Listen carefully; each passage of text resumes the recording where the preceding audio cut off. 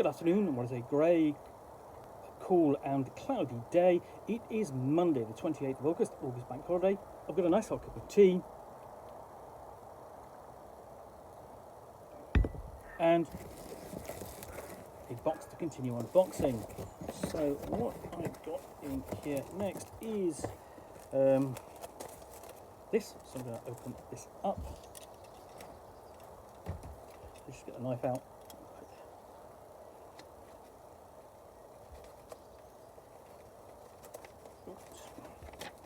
Slice through plastic, and if I can find what actually in there is that.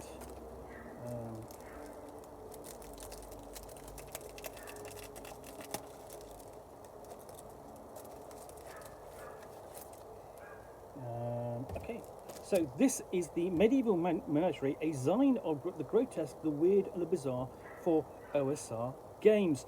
It's from Last Crunch Games, who are responsible also for things like the Desanction,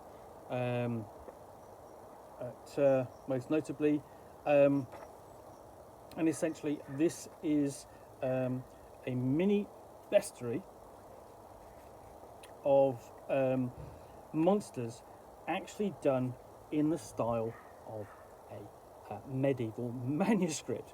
Now the thing is, so much of what we think about as monsters in Dungeons and Dragons and similar style role-playing games sort of comes from the monster manual and what we think of as medieval legends and sort of myths that have sort of come down from even earlier and been recorded by monks.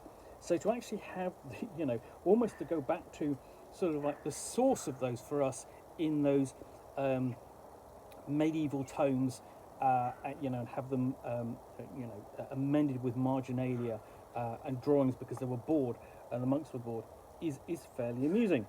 So, open up, nice, clear, and simple. You already have an interesting border there, and the credits page in quite a colourful array of inks, illuminated, if you will. So we have the Medieval Menagerie, beginning guide to it, and a guide to how to use it in your games. So essentially the creatures are designed to be compatible with most OSR games, and they've been easy to link to other fantasy role-playing games, or even horror games if you really wanted to push the grotesquerie. And there's even some potential campaign or adventure hooks here as well to help you get started. And so we have, we can open up with the Order of the Snail, and what the format is for each of these is really nice and simple. Is what, where, how, and the results.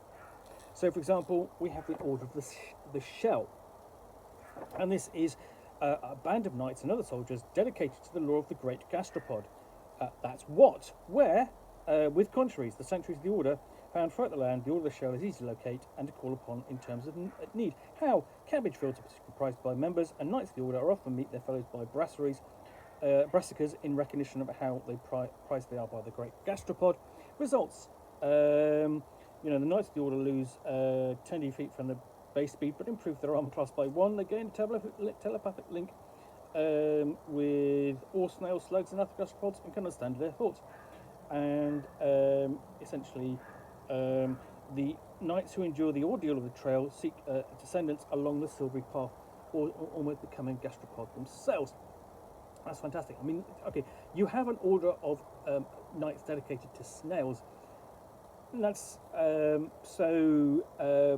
fantastic, in its design. It's automatically kind of going, oh wow, that's really fun. It takes that sort of like the whole idea of the snail as a beast of burden, sort of like being ridden by a knight with his lance, or even the whole thing of the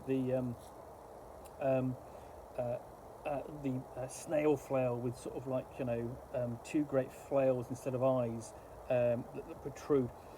we have the Rabbitans or Bandits, armed groups of vicious rabbits and hares roaming the realms, raiding and pillaging. I'm all for that. And what's really happening here is that the author is taking the marginalia, the images seen in medieval manuscripts, drawn in pure boredom by those monks, and turning them into gameable content, which is terrific. You know, it's taking actual the doodlings of history and making them gameable. And we have the bipedal squash, the human-faced bipedal squash.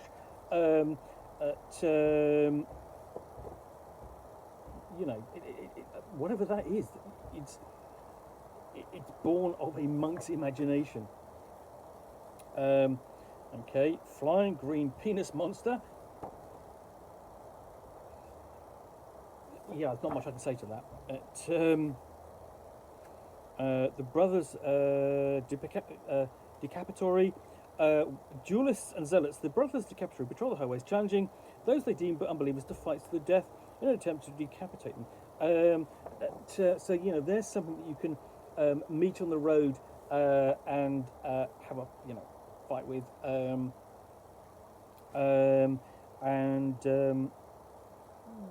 The other thing is, the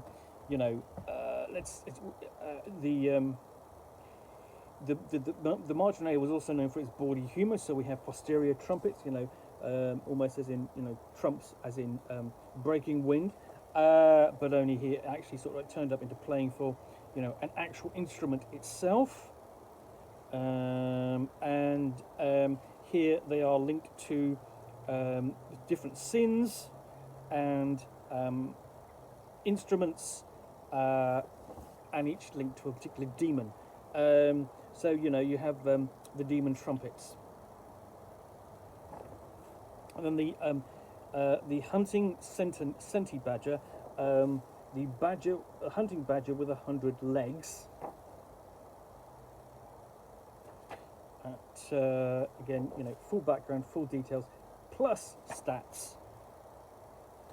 The twin-faced heron, what is this? Essentially almost twin-beaked heron.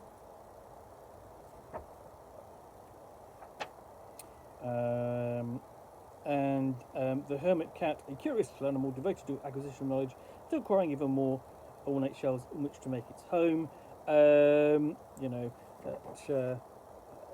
All it wants is knowledge and shells and to be left alone, I suspect.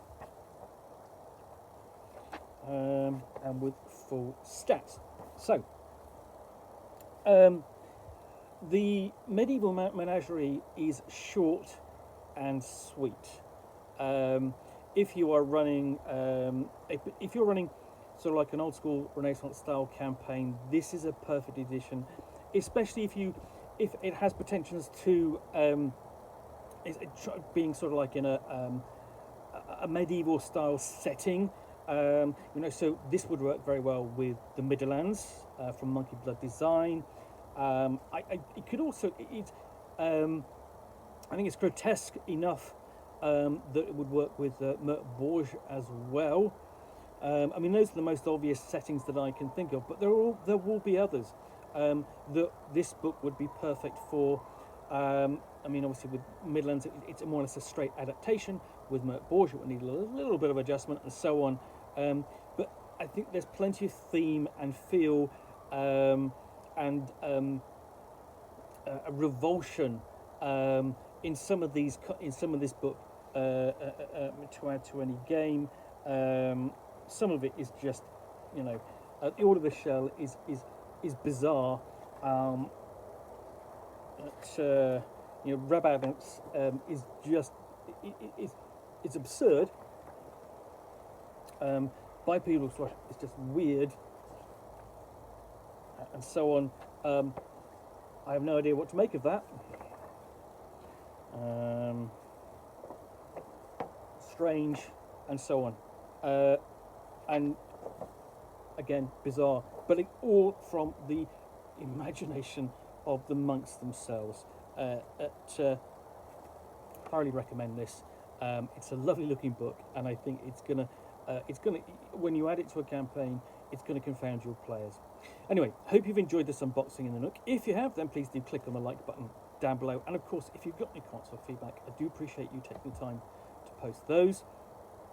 And of course, if you want to be alerted to get more unboxings in the Nook, where you'll see me out here with a box containing a book or game, or in this case a fanzine, which I will talk about to the best extent of my knowledge for roughly 10 minutes or so, all of course accompanied by a nice hot cup of tea, then please do click on the subscribe button down below. Thanks again for watching another unboxing Nook. We'll be back again soon with another one. Bye for now.